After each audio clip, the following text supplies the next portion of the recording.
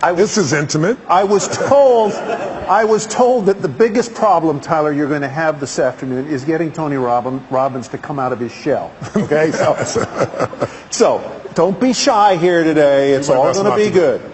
We were talking backstage, and you teed up a question that I think is part of every business owner's journey, and that is the art and science of overcoming the obstacles that you face. Yes. They are inevitable. Yes. They are existential sometimes. Yes. They are fear-inducing most of the time. What do you do when you hit one of the obstacles? Well, I think it's really important. First of all, it's great to be with you all here. I know you've had a full day, and I hope to add some real value to you in this brief time. I think it's really critical that you understand that everybody wants to grow their business, and we all go through different phases, right? Just like human beings go through phases. You know, you give birth to your business, and you're an infant, and an infant is a run for survival, and cash flow problems are a natural process in most cases, and you're running.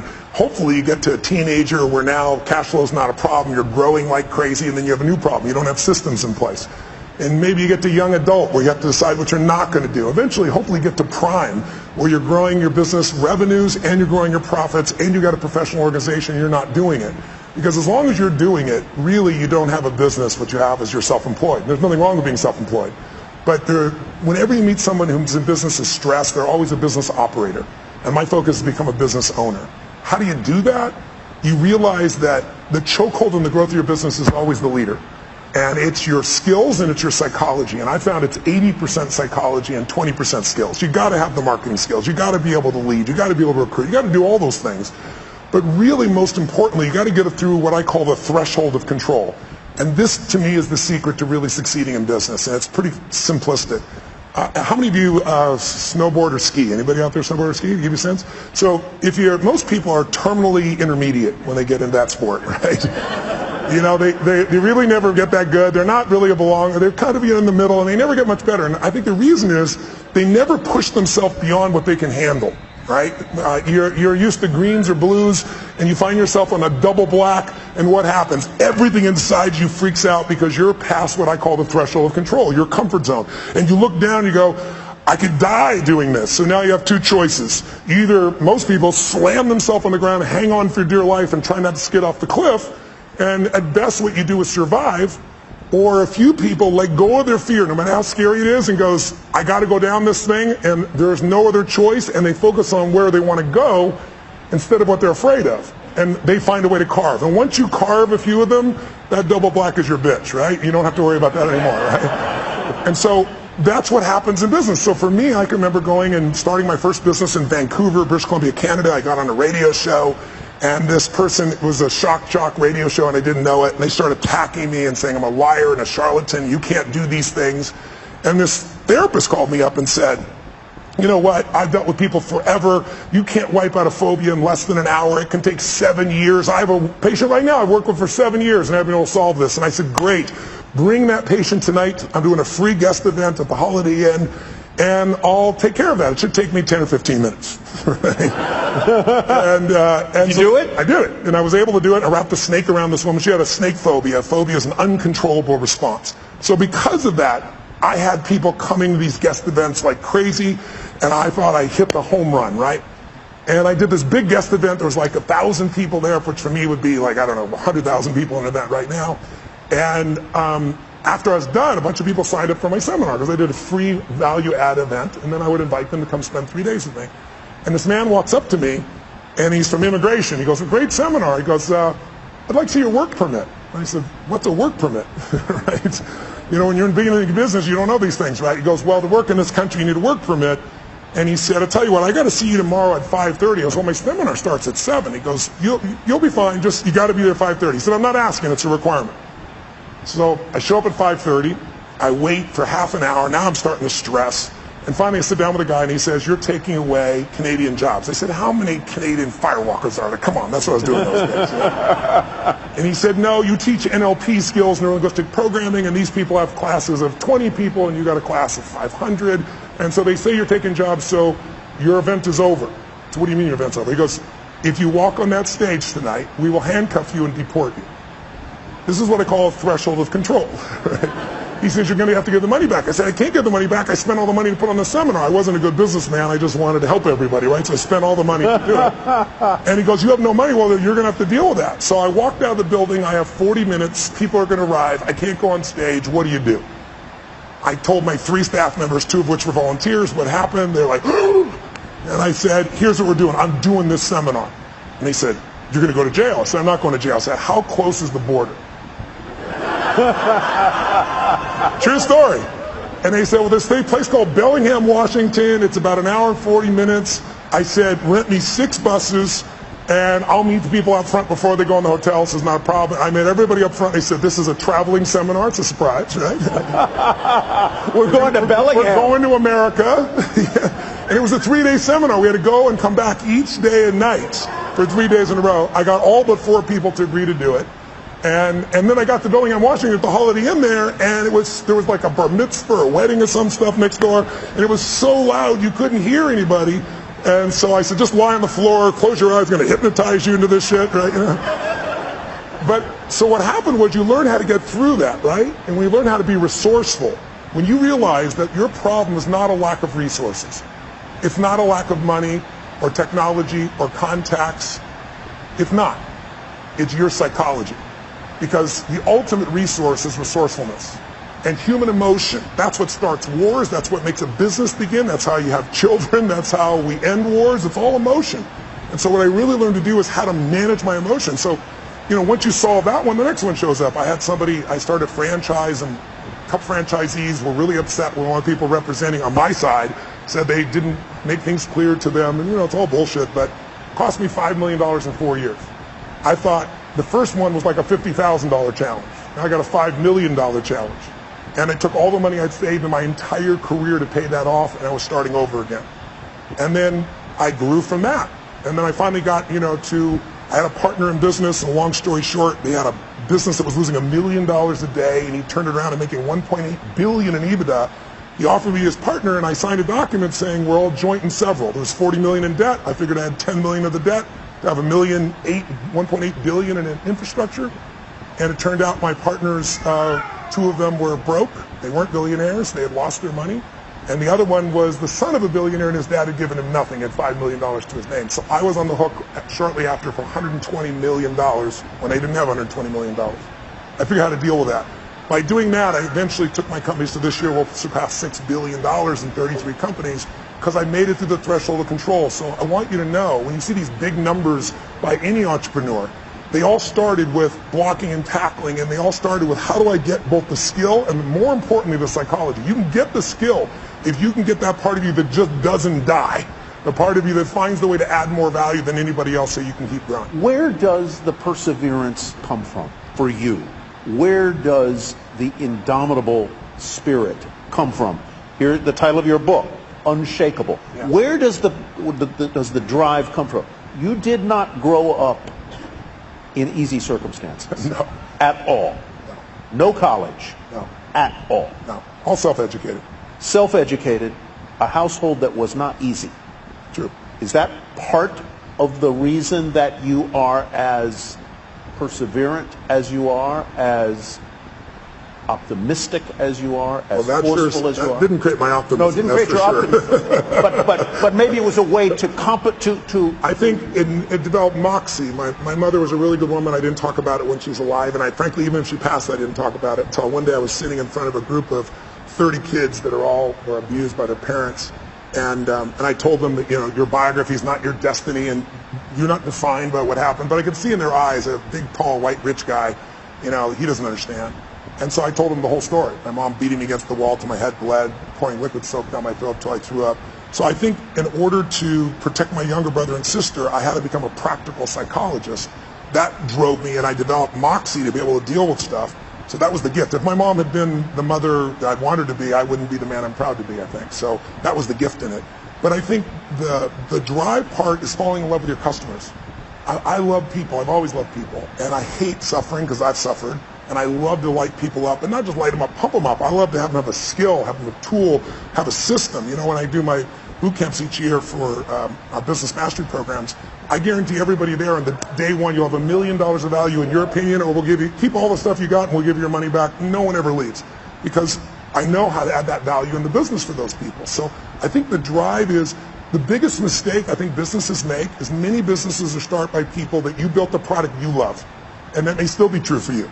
Like you built this great jewelry, or you built this great software, or whatever skill set you have. But the problem is the world changes so fast now. I mean, I'm old enough. Who remembers the Sony Walkman? Anybody ancient enough to remember that shit? That product lasted 20 years. Now a product like that won't even last a year, right? The competition is too high. So today, if you and I are going to really succeed, you got to fall in love with your ideal customer.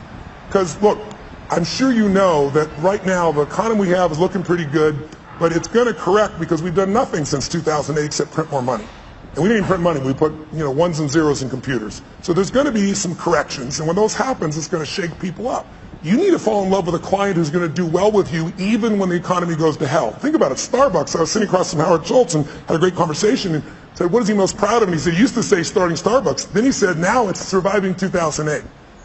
They closed, I think it was 1,300 stores, if I remember correctly, for $2 coffee. So you need to get your ass ready for winter because it's coming. And if you have got challenges now, but if you do well in winter, you'll dominate for the rest of the time. And the way you do well in winter is you fall in love with your ideal clients, and then you come up with the irresistible offer for them.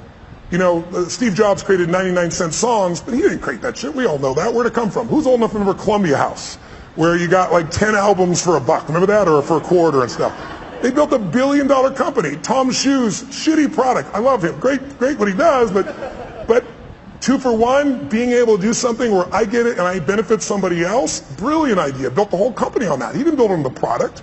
He built it on the mission, right? So you need an irresistible offer for the client who's ideal for you, and you want to fall in love with a client. Don't fall in love with your product or service because those need to change. And if you fall in love with your product or service, somebody's going to beat you. They're going to be anticipating. I always tell businesses, there's 2 businesses you have to manage right now.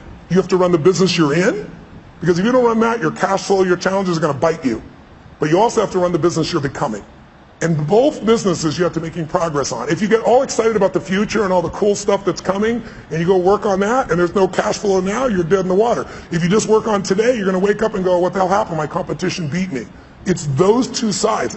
In my 33 companies, I look at what the company is now and what it has to be constantly. So we're doing the grunt work, if you will, the important day-to-day work, while we're anticipating the future.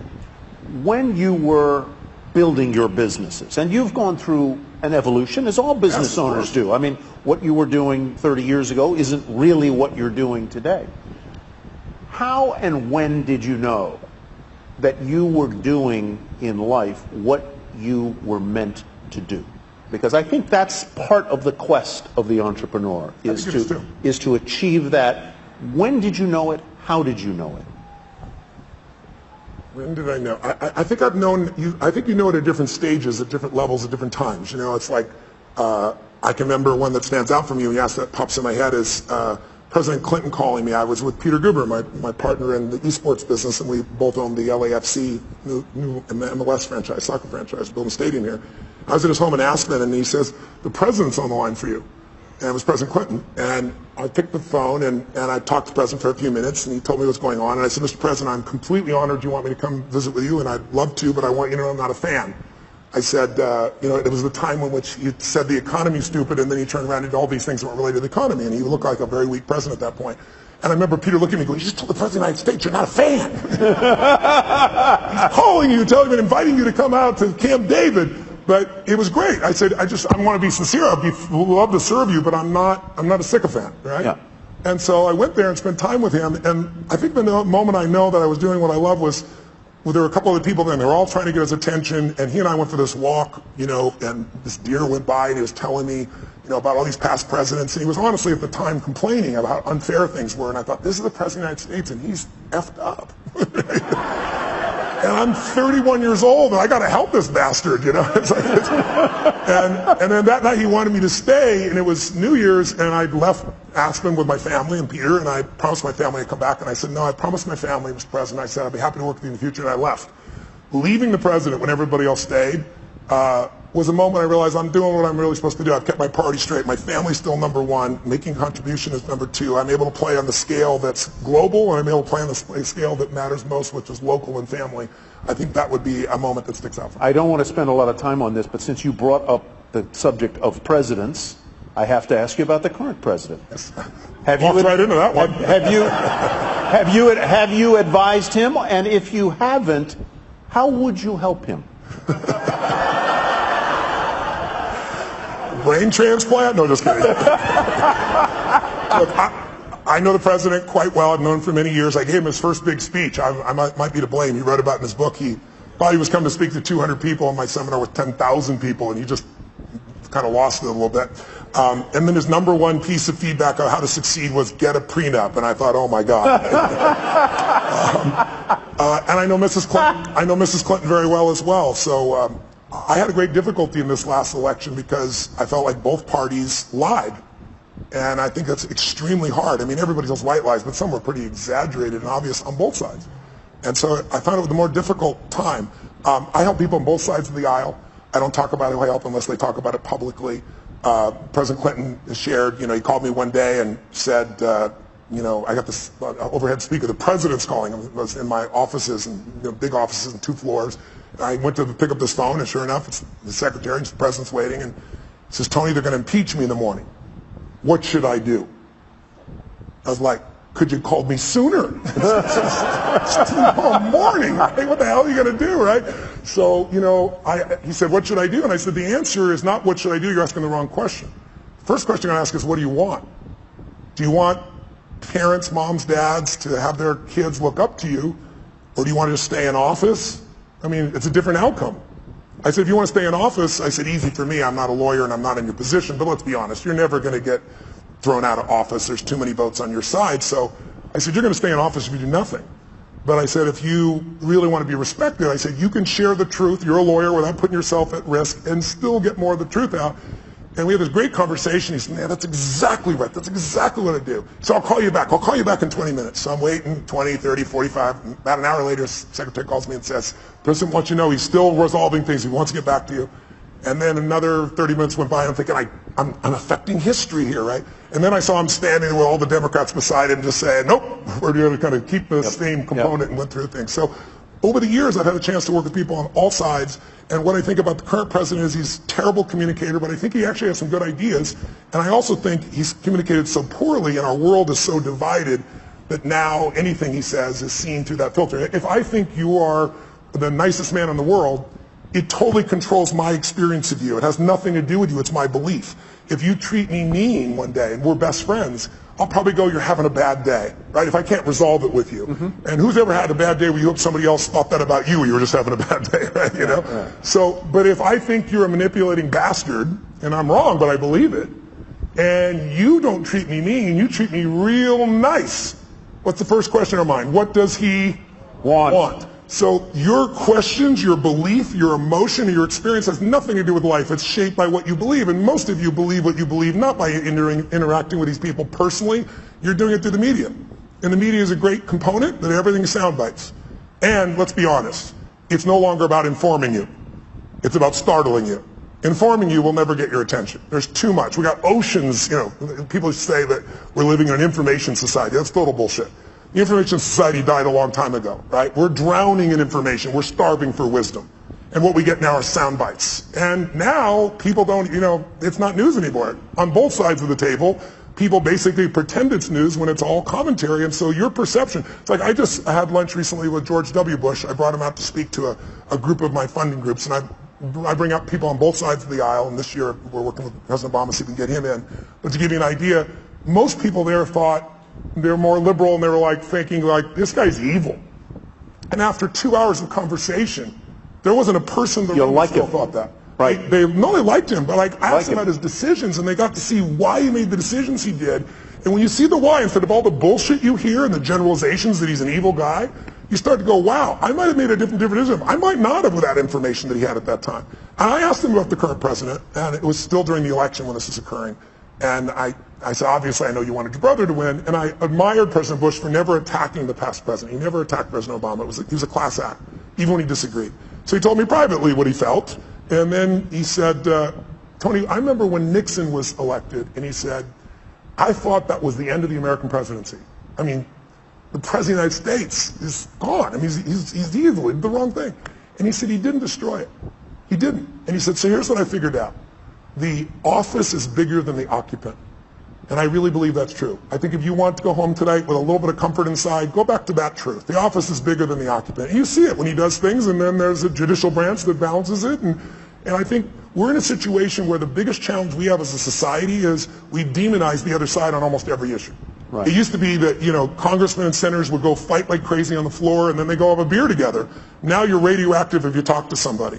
And that's huge. I met Mr. Gorbachev. I got a chance to fly him for 4.5 hours, and I asked him, what ended the Cold War? And he said, the end of demonization. He said, it used to be you guys were attacking us, and everything you did was evil. We were the evil empire, and we knew you were evil. And he said, one day, he said, I was sitting there with President Reagan, and he was lecturing me. And he said, I could feel the anger. He said, I could feel my face burning red. I was so mad. And I said to him, you are not my teacher, and I am not your student. You will not lecture me. And he said, then I lectured him on the evils of capitalism. And then we're going back and forth, and he said, so that's when in the Cold War. And I said, that's a really great answer, but I'm with you for 4 hours, and I want to know the moment. What's the moment? I'm a student of history. What changed the world? Because most of us forget. That's probably, take away terrorism. Terrorism is nothing compared to the level of nuclear assault that the USSR and the US had at that stage. Biggest change we've had. And he thought for a moment, and he shared this great moment with me. He said, he hit his leg. He's talking through an interpreter, but he recognizes, understands a lot of English. He's smacking his leg and giggling like a little kid. He goes, I will tell you the moment. He said, we were having this fight, back and forth, back and forth. I was lecturing him, he was lecturing me, and all of a sudden he just stood up like this, and he said, this is not working. And he turned and walked 3 steps away, and then he turned back and said, can we start fresh?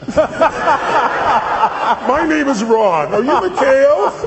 And it had that same impact it did on you just now. He said, he was laughing uncontrollably. He goes, I knew I could do business with this man. You had to love the man. And then he said, Reagan also knew that Gorbachev loves children. And there are no children going to go to the USSR, right? Soviet Union. And Reagan brought a group of children over and let them be in the care of Gorbachev. And he said it completely changed the game for him. So it was a moment, just a moment of breaking somebody's pattern. And that works in an intimate relationship, it works in a business challenge, but it also works on the scale of society and history. I want to go to audience questions, and I hope you all have sent some to the Iconic Tour hashtag. I'll go to those in just a sec. But from politics back to entrepreneurialism and entrepreneurship, you've built businesses, you've faced business challenges, you have talked to people like the people in this room, entrepreneurs. What do they ask you most, and what do you tell them? Time. Time seems to be the largest issue. How many of you have time issues in running your business, having to have a life and your time? Can I see your hands out there who feels like that's there? So you can see it's about 90% there you go. of the room, right? And some people are just too tired to raise their hand. But the issue of time is not the real issue. The real issue is that they're operating as an operator, not an owner. Yeah. And so what I start to do in the beginning, you have to do both, right?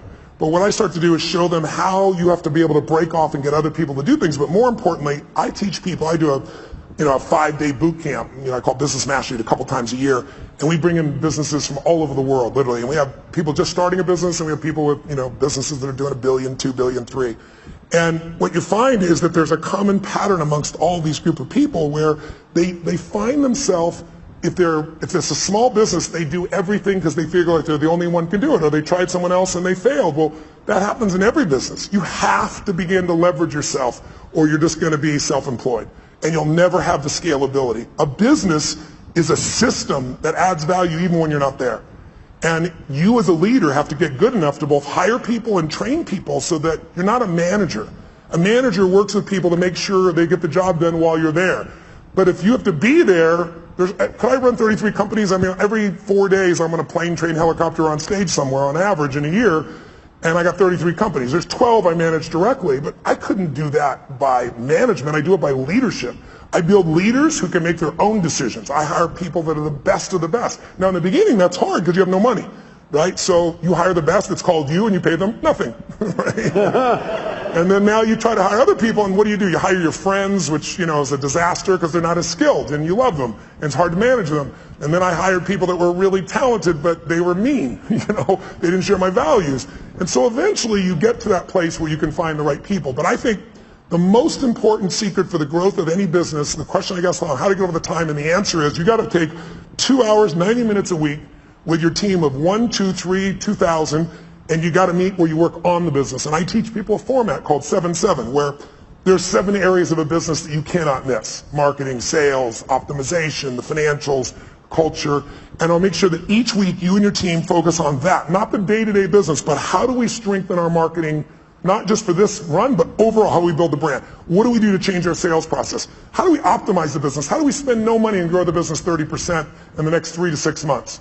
And when you take small markers in the business that are critical and you improve them 5, 10, 15%, but you do 12 of them, you'll grow your business 120, 130%, 140% because there's a compounding impact. You don't just get the improvement you've made. So I try to help businesses to make those changes so you have time to think and be strategic. Because if you're just running, how many of you are stressed? I'll be honest if you would. Today, being here and not being at your business, how many feel some stress in your business being away even for a day? Okay, write down, I'm a business operator, F that, right? I'm gonna become a business owner, you've gotta be. Yeah. Let's go to a question from the audience. What would the 30-year-old version of yourself say to you today with conviction and be flat wrong about? Let's see.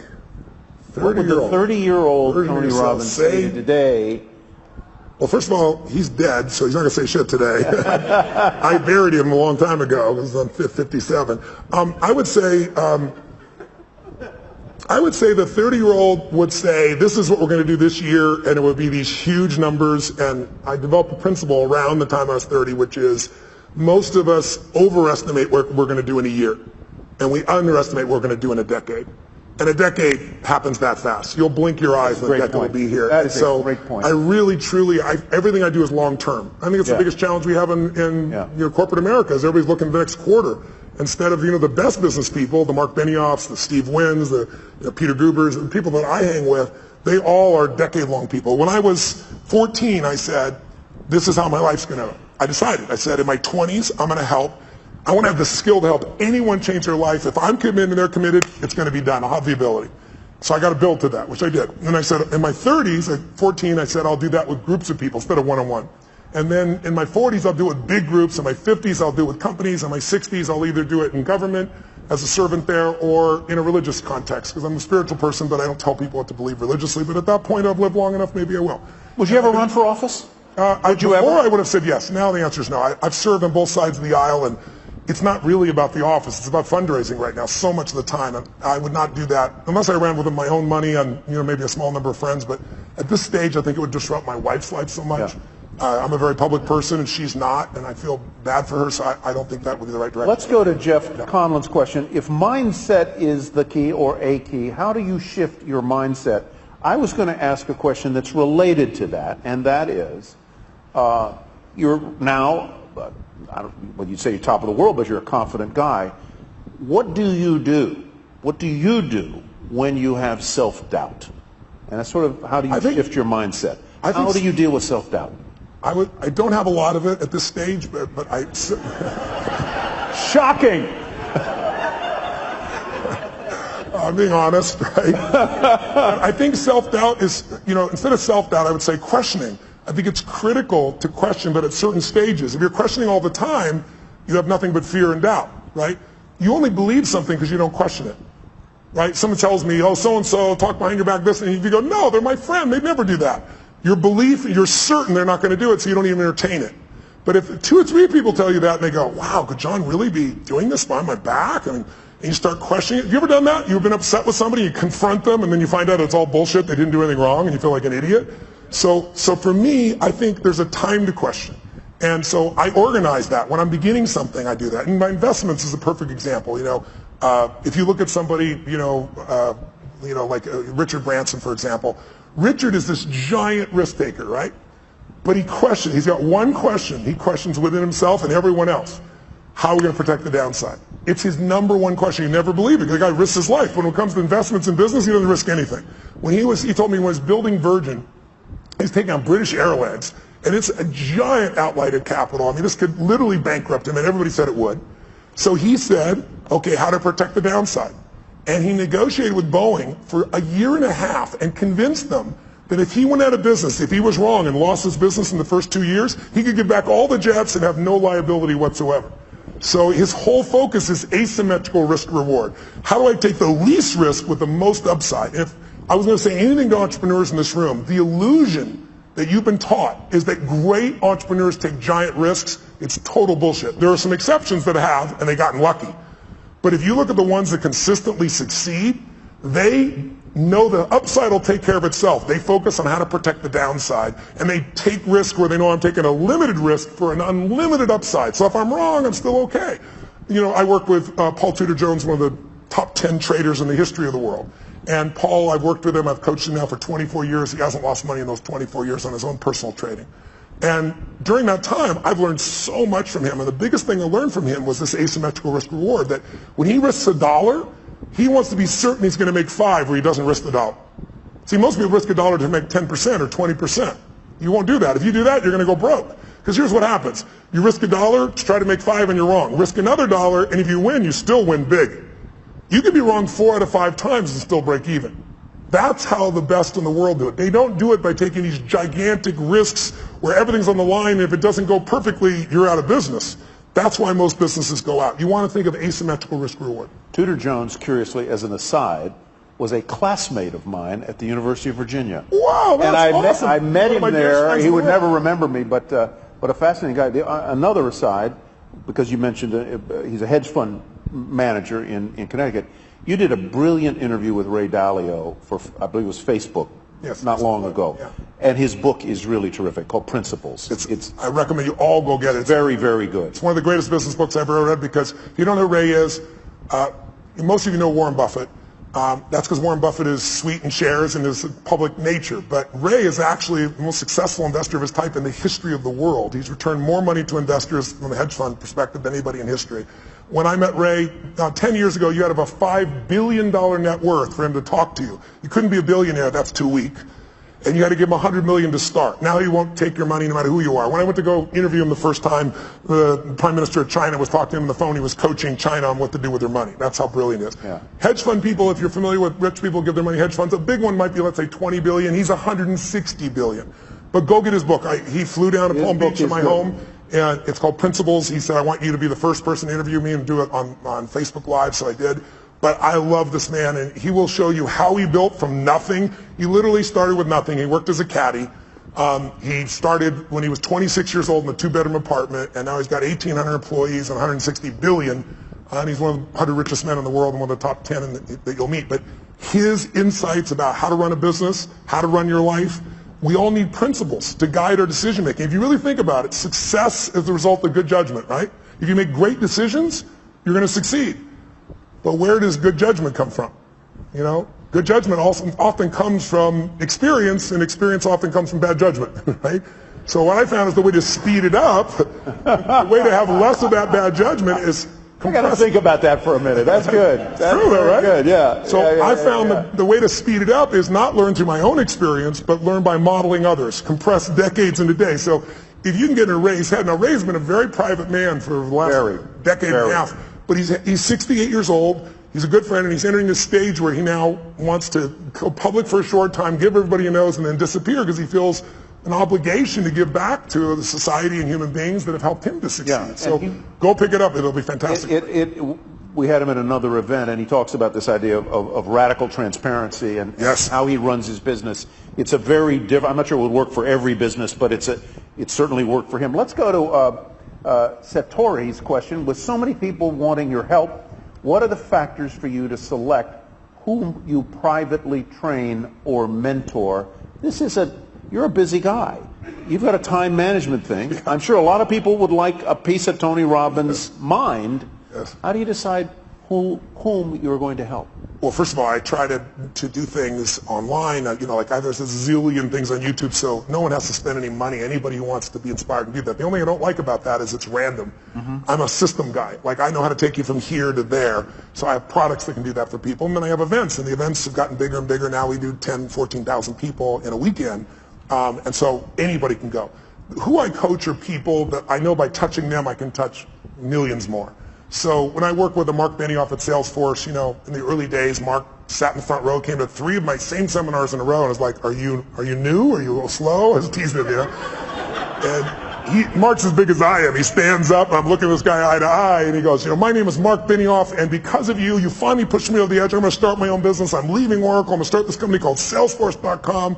And he said, and you mark my words, we're going to change business around the world. We're going to do $100 million in business. Well, this year he's going to do $10 billion, right? So he's grown a little bit. But when you're around people like that, you get to see what the distinctions are that separate people. You get to see what makes them stand out. And by coaching him, I'm able to affect everybody, not only all of him and his employees, because he's that kind of owner, right? He's a leader, but also he's a leader in the social community. He's very conscious about that. And everybody from Facebook to Apple to GE, their back end is Salesforce. So impacting him impacts many other people. And then I just pick people who I feel the need is. I mean, somebody stops me on the street, my wife will tell you I can't not help. I got to help someone. Now I may have limited time, so then I'll invite them to a seminar or send them a book or a package or something so I can give them a guide to go to the next level. So I don't ever say no, but I can't coach everybody one-on-one, so I try to do it in groups where there was a wonderful anecdote I read, since you brought up Mark Benioff, that I guess he was a guest at at your home or resort in Fiji, and in the middle of the night,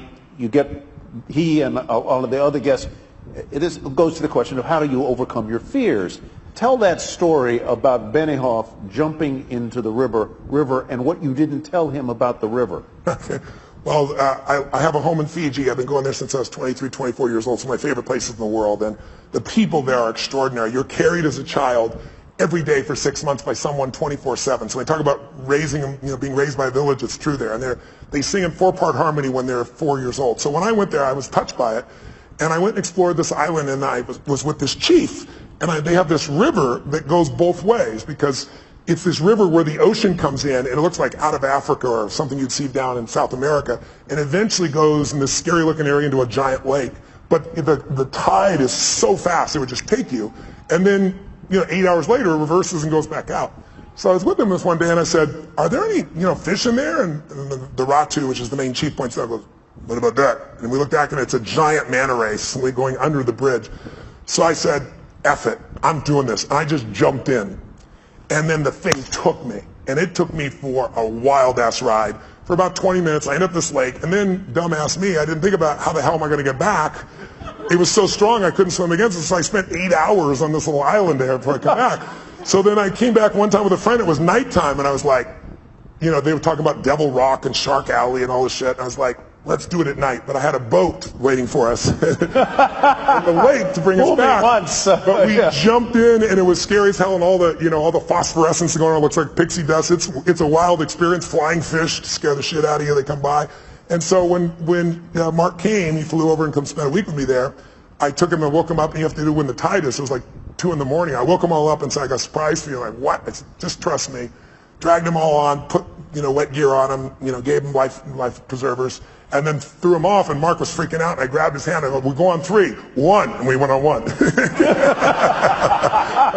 I can feel him, and he's as big as I am. If I try to jump, he might be hanging me out there just holding on. Right? So Mark talks about that story a lot, but overcoming fear. Because, whatever you're afraid of, it's never as much as you're afraid of, right? It's how many things you've been afraid of that never happen. Right? And then the things you are afraid of, if they do happen, you just deal with them. It's that old phrase, coward dies 1,000 deaths, a courageous man only once. I discipline myself, not perfectly, but for the most part. I don't worry about shit till it happens. I anticipate it, but I don't worry about it. If state is everything, I assume that means state of mind. How do you stay in a great state of mind 24/7? Should that even be your goal? I think it's worthwhile to have as a goal. I don't think it's realistic 24/7 whenever having any blurbs, because we all have a 2-million-year-old brain. Everybody in this room has that. I do too. And it's not designed to make you happy. It's designed to make you survive. So if I said to all of you right now, what does that brain look for? It looks for what can hurt you, and it exaggerates it. And since there's no saber-toothed tiger now, it says, what are people thinking of me? Will my business make it? Do I have enough money? And these are all easy things to solve, but our reactions in our gut, when we let the fear part of our mind take over, that basically the survival software, if it runs you, you're in trouble. So a few years ago, I actually lecture on this now. I say, you need 2 skills to have the quality of life you want. If you want an extraordinary life on your terms, whatever your terms are, you need to master the skill of the science of achievement. You got to figure out, how do I take what I dream about and make it real? And it's a science. And you can model other people, and you can learn, you can speed up. I spent my lifetime doing that. But the second skill, and the one that most people don't give enough value to culturally, is more important. And that is, you need to alter, if you want an extraordinary life, how many people do you know that have achieved it? How many have done this? Who's achieved a goal that was a big goal? You worked your ass off and you achieved it, and then your brain went, is this all there is? Who's had one of these moments? Yeah, almost everybody. And that's worse than failing, because we're all achievers in this room, right? So if you fail, what are you going to do? You get back up, you try another approach, you're going to eventually succeed. You know it in your gut if you're really driven. But if you succeed and you're miserable, now you're what I call technically screwed, right? I mean, because if you're not happy with what you got, I mean, failing, you get up and do something new, but succeeding, where do you go? So I really believe, you look at somebody like say, Robin Williams. I think the loss of him is one of the greatest losses we had. He's loved worldwide. I asked people all over the world last year, in China, I asked them in Japan, and Sydney, Australia, throughout the U.S., how many of you loved, don't raise your hand if you liked him, how many of you loved Robin Williams? I'm curious. Keep your hands up, look around the room. Like 98%, only 2% assholes that didn't like Robin Williams in this film. But when I say this, I didn't say like, I said loved. And so here's a guy, was he an overachiever? He came to Hollywood, everybody comes to Hollywood. He said, I'm on my own show. Oh yeah, sure you are, buddy. Who was old enough to remember the show? What was it called? Mork and Mindy.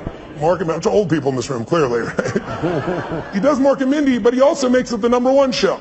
Then he says, I'm going to have a beautiful family. He does that. Then he says, I want to make more money than I can spend. He does that. Then he says, I want to make movies. He does that. Then he says, I want to win an Academy Award for not being funny. His #1 skill. And he did it. And then he hung himself in his own home, leaving his wife and children to find his lifeless body. How do you explain that? I'll tell you the answer. He made everybody happy but whom? And his wife said he had Lewy bodies and upsets in his brain. That's all true, but he used drugs and alcohol his entire life. He suffered his entire life, made everybody happy but himself. And so I love the guy. One of my birthdays, I was at TED, and I did this talk, which was very popular, and he came to my birthday party. A bunch of guys took me out to dinner that night and jumped on top of the table and sang happy birthday as a Russian woman and then as a Chinese man. And you know, I've never lost a suicide, knock on wood, out of thousands. We've made films and follow-up, but I had no idea that's where he was. But I look at a man like that and I say, he's a warning as much as we all loved him, even more so because we loved him. I know none of you are going to kill yourself. I'm not worried about that. But a lot of people live a long time, but they don't really live. You know, because they let their stress and their frustration, you know, I always say achievers don't get fearful. We're all achievers, right? We don't get fearful, we just get stressed, right? Stress is the achiever word for fear. Because when I say to you, what are you stressed about? Well, I got to do this, I got to make this thing happen. What if you don't? Well, I got to. Well, what if it'll fall apart? What if it falls apart? Then it'll fail. What if it fails? Then I'm a failure. What if you're a failure? And now if I follow the trail of your stress, it'll take me to your deepest fear. And the only way to have your life work is to face that fear and push through it. What is courage? Courage does not mean you're not afraid. It means you're afraid and you do it anyway. You're scared shitless, but you do it anyway. And I think if you're going to succeed at the highest level, you've got to face those fears. Leads right to the next question. Based on your experience, what are the top 3 characteristics to have in order to be successful? For these type of people, what does success look like? What does it feel like? What are the characteristics that can get you there? What success looks like and feels like is different for everyone because we all define success in a different way. So I leave that to them. But what does it take to succeed? That I can tell you because I could be an idiot at this point. But when you've been with 50 million people, 4 million in live seminars for days and nights and days and nights, I know that whatever we do, it's the result of our patterns. It's not us. There are certain patterns that'll make you angry, they'll make you frustrated, they'll make you pissed off. And there's certain patterns of thinking and feeling and using your body that'll make you playful and fun and grateful and excited and passionate. And if you think it's you, because you've done a pattern so long, it's hard to change yourself, but it's easy to change a pattern. Where do the patterns come from? We learn them through our conditioning. When you first are born, you can do anything in your life. You can, scream, yell, go to the bathroom in your pants. Try that when you're 30, see if it works, right? But you learn very quickly as time goes by your love for nothing as a baby, right? Your love, no matter what you do, because your mother's, got oxytocin. She's drug, natural drug in her body. Men get it too, but women get it 10 times as much. That's why a healthy woman cannot leave her child. A healthy man can, but a woman can't. She's biochemically healthy. And so you look at this and you say, what are the 3 things needed? I can tell you what they are. The number 1, I love intelligence. I love wickedly intelligent people. I try to hire as many of them as possible, learn from them. But what's more valuable than intelligence is hunger. You find, if you looked at what's the common denominator between Richard Branson, Mark Benioff, You give me your list of whoever it is. I guarantee if you dig underneath, their hunger has never gone away. Some people get hungry because they got a goal to, achieve something or get in a swimsuit by a certain date or some stuff. But that's not an identity change, right? These are people that are like myself. I'm hungry today at 57 more than I was at 26. I feel in me. And when I say hungry, I'm hungry to contribute, to learn, to grow, to make a difference. I'll never settle less than I can be or do or share or give or create. And everyone I know that's successful, that's the driving force. Because with that hunger, you can get the skill. With that hunger, you can figure it out. There are a lot of very smart people who can't fight their way out of a paper bag in a pragmatic way. And they got, great transcripts and shit like that. I went to Harvard one time and I spoke, and right before I spoke, they had voted at Harvard Business School to not release anyone's transcripts to the recruiters of the businesses coming in, to block it. And the argument was, your education is more than just your grades. And I went berserk. I got up there, first of all, they said, Tony, I expect to be, 1,000 people there, a couple thousand people there, and they said, no, Bill Gates was here, we have 300 people, it's gonna be much smaller. But we ended up with about 1,200 people, standing room only, and they gave me 30 minutes, and of course I went 3 hours. I did, no one left. But one of the first things I did, I said, what is this bullshit I'm reading? This was in the paper that day. I said, listen, I'm not trying to be disrespectful, but you've been disrespectful to each other. I said, if you're not willing to show your transcripts, I agree with you. Your career, who you are, is more than just your degree here. But you chose Harvard for a reason. And there are people here that have worked around the clock and gotten, 4.0, and you got yourself a 2.6, and you're going to block them because there's more of you than the 4.0. It's not going to work that way when you get in business. When you get in business, you guys who are doing this right now, you're going to be judged on one thing, results. And your grades are the results in this context. And if you think your grades are not it, then convince me as the interviewer that the grades are a part of it, but there's so much more you've done. If you can't do that, you're never going to make it. I said, you guys, anybody voted for that? Just count on a future that is full with pain. And the room was like, it was pretty intense, I guess. I thought it was pretty soft, personally. And then all of a sudden people stood up and they did a standing ovation, and people said, this is bullshit, because this is what happens sometimes in a democracy. Sometimes in a democracy, the lowest level standard is what becomes natural. We're seeing it right now on the political side. We're seeing people that, in Berkeley, the home of free speech, people throwing things, burning things, destroying things, who are supposed to be liberals who should be open for open speech. And then you see conservatives that are just as dumb, saying things that are inflaming people. It's not one side or the other. It's us as a society. We got to shift it. We got to go from demonization to saying, let's say it's a fight over guns. Very emotional fight. What's the problem? We demonize each side. Nobody in this room, whether you're pro-gun or against gun, whether you want gun regulation or not, there's nobody in this room that doesn't want their children or their friends or their family safe and protected. We just disagree. People disagree on how. And if we can start with what we agree on, we can actually make progress. But today, there's no progress because we now also augment this with social media, and we augment it with the regular media. And think about it. The media is not here to inform you. They're here to startle you. We all know if we say something inflaming, you're going to talk about it, share it on social media, and they get a multiplied effect. It's all about advertising. So you have to really discern yourself today. You have to understand it's the Wild West, not only on the internet, but on television as well. And you have to decide, if you're an independent thinker, what is really right, and maybe be part of the solution instead of another person that attacks the right or the left, Donald Trump or whoever it is that you'd be attacking. There's lots of people that are easy to attack, but attacking doesn't change or improve anything, in my opinion. We gave you 45 minutes. Would anybody here mind if we went a little longer? Would you mind if we went a little longer? Sure. So let me... 5 or 6 more hours? Yeah, 5 or 6 more hours. We'll bring the bar inside is what we'll do. But I want to finish what I said just for 1 second. Yeah, please I want to answer this person's question, which was 3 things. Oh, 3. We got through 1, hunger. Yeah, okay, let's get fast. to 2 and 3. Hunger is the number 1. I think the number 2 is having a mission larger than yourself. Because it's kind of like having a child, right? Having a child is a very exciting thing, and then you have a child and you go, what did I do? Sometimes, right? Same thing with a business, right? You've got to really be able to have something you're doing it for that's more than you, because in the early days of the business, it doesn't really make you any money, and you work your tail off. So you need pride of ownership, you need joy, you need a mission. And I really believe until you find something that you care about more than yourself, you'll never discover what you're capable of. Because we'll all do more for others that we love or respect than we'll ever do for ourselves. That's part of the beauty of being a human. Most of us do more for our kids, for example, than other people. And then I think the third thing is, you got mission and hunger, is you really have to become obsessed with strategies.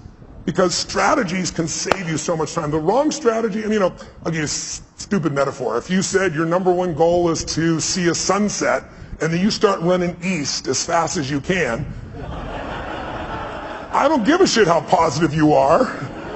I don't care how hard you work. I don't care how long you've been putting into it. You got the wrong strategy. But the right strategy in business and in life can save you a decade. And someone else may have spent, again, a decade figuring it out through trial and error, and then they figured it out. You might be able to learn it in 6 weeks or 6 months or 6 days or 6 hours. So I think that would be my third element. So let me ask you a question that may be a little off point, but I hope helpful. A lot of people in this room and a lot of people in the world want to follow their passion, okay? But they've also got to put food on the table and pay the rent and pay the bills. How do you do both at the same time? How do you have your mission, have your passion, and do that when you know the world is a tough place, hard to make a living, hard to pay the bills, places expensive? How do you do that? How do you thread that needle?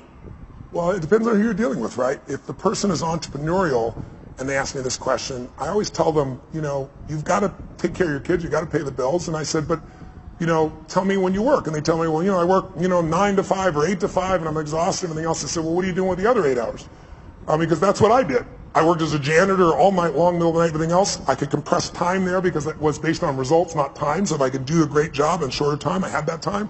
But then, what I start doing between, 7 o'clock at night and 2 in the morning, which is pretty much the time I worked, that's when I was developing myself, getting the skills, learning, educating, starting the business. So I think people just have to realize it's a gut-wrenching process. Entrepreneurship is not for everybody. Most people fail in entrepreneurship. The vast majority fail. 96% at 10 years, but what happens after 10 years? All clear sailing after that? Anybody remember Lehman Brothers? They ran a century. They had gross revenues over a century of more than $1 trillion with a T dollars. That's what went through their bank accounts over that century, and they're gone. So I don't think it's right for everybody. I think you have to really be clear, is your personality the right personality if you're going to begin in this area? And then if you're going to work for somebody else, you can still become financially free, but that means you got to stop being a consumer and become an owner of under entrepreneurs. You want to own businesses, right? Get out of just being, don't just own an iPhone, own the company, but not just Apple, obviously. But how do you keep your energy up and your enthusiasm up? How do you do it? I'm wired for it. It's my nature to some extent, but also the other part is I get to see results. Who here has been touched by my work before? I'm curious. Anybody in this room? So look around the room, and how's it hard to be inspired when I'm in a room and a third or 40% or 50% have used my work? And so people come up to me every day, dozens of people a day if I'm traveling, and they tell me the most amazing stories. Outside my children and my wife, that's probably the greatest gift of my life. I never get tired of hearing it, and it just makes me want to deliver more, give more, have more impact. Yeah. You get the last word. Tell them what you want them to know. Well, if you're entrepreneurs out there, here's what I'd say to you. I'd say, don't be so damn hard on yourself. I know that sounds counter to being an achiever, but when you're beating yourself up, you're sucking out the energy you need to move forward. It's kind of like, I always tell people, there's so much energy. And I've built mine. I do a lot of things to build my energy to be incredibly strong and have really strong endurance, because to me, energy is life. If you don't have strong energy, you're not going to do anything. But even after we look at that energy, it only goes so many places. So if your energy is being caught up, if you take energy in a business and you pour it into external marketing, going out and reaching people and adding value, that business is going to grow. But if there are inner conflicts in that business between people, then the energy is being sucked in here and less energy is going out there. The business is going to have problems. That's also true of you. If you allow your disappointments to create these inner conflicts and fears and you let them run wild within you, they're going to suck the energy out you need to go to the next level in your business. You have to discipline your disappointment now. Mine is the 90-second rule. So watch this. Try something real fast. Look around this room. I'm going to give you a test. Look around this room and see everything that's brown. I'm going to test you in a moment. Look behind you. Look around you. Look at clothing. Look at people. Look at anything that's brown. Brown, brown, brown, brown. Record it in your mind. Close your eyes. Now, with your eyes closed, tell me everything you saw just now that was red. If you see more brown than red, say I. Open your eyes. Look for red now. Really look for red. Look for it anywhere you can find it. Look around you. Look beside you. Look at the front, back. How many found more red this time? Raise your hand if you did. Say, I. Why did you find more red this time? Because you told me to.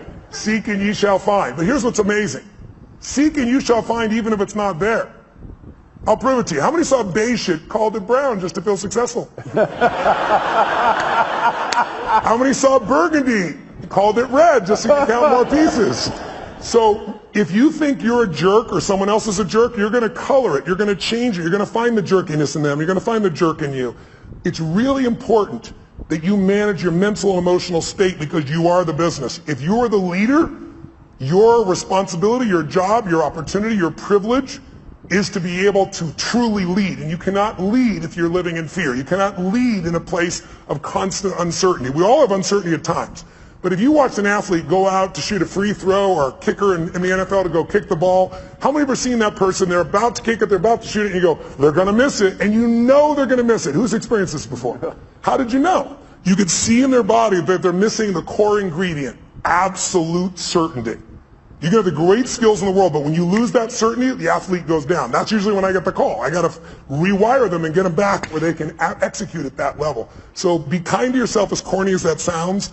Not to be kind to yourself, but so there's more energy available to solve the problems and to build the business and to meet your mission. Because the time you're beating yourself up, you're trying to prove to yourself you really care, but meanwhile what you're doing is sucking the energy out of your growth. I had somebody who embezzled some money when I was a tiny company. Like one of the companies was $3 million. And the guy embezzled $250,000, and I was $758,000 in debt and thought I was in profit. And in those days, everybody told me I'd have to go bankrupt. And I remember I was just like so angry. There's so much anger because my business was like my child. And this guy tried to kill my child, you know. So I was chasing him into Mexico so I could beat the hell out of him and put him in prison. And then I realized in the middle of this stuff, I got to let go of this because while I'm busy being angry and pissed off, the business is going to go under. I'm chasing birds. What am I do when I catch the bird? I got to focus on how to add the value. And so take your energy. That's all you have in this life. And invest it in the things you love. In those you love, in the mission of your business, and in your clients. If you fall in love with what you do, who you do it with, and who you do it for, there'll be no limit to your impact. But you got to be willing to do it for decades because it's all bullshit. Maybe you'll hit the lucky thing and it'll happen in 12 months. But even if you don't, even if you did, you know, I got a friend who's one of my partners in the LAFC and so forth, you know, Chad, who started YouTube, for example, and $1.6 billion in, what, 18 months, 24 months, that type of thing. It's not always the best thing. Because ultimately in life, whenever you meet people who have succeeded, almost always we talk about the toughest times and laugh and remember, because in order to have a foreground, you need a background. And to appreciate the foreground, you need a background. So I found that the most difficult times have been the best times because they've made me appreciate what my life is like today. And I hope you'll just take care of yourselves, and I hope today, this whole day, all the speakers, and hopefully a little of our conversation has been helpful too, and I thank you for letting me address you. Thank you so much. Loved it. Thank you, guys. Thank you.